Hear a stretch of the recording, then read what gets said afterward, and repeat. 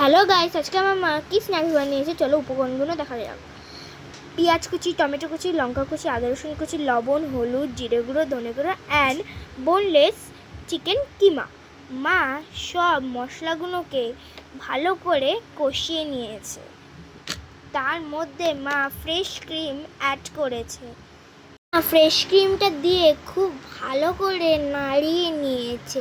তারপরে সেটা রেডি হয়ে গেলে মা পাশে নামিয়ে নিয়েছে।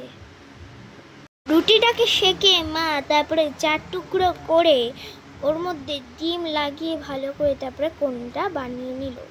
এর মধ্যে মা চিকেনের পুরটা ভরে দিয়ে তারপরে মা ডিমের ডিপড করেছে, তারপরে ময়দাতে ডিপ করেছে, তারপরে আবার ডিমের ডিপড করে ব্রেড ক্রাম্বসে ডিপ করেছে, তারপরে মিডিয়াম টু হাই ফ্লেমে মা সেটাকে ফ্রাই করে নিয়েছে।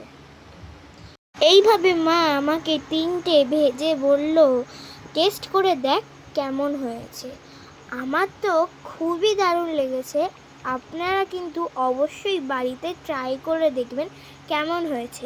ভিডিওটা যদি ভালো লেগে থাকে like, comment, share and subscribe করে দেবেন। যদি ফেসবুক থেকে দেখেন তাহলে পেজটাকে ফলো করে দেবেন। টাটা।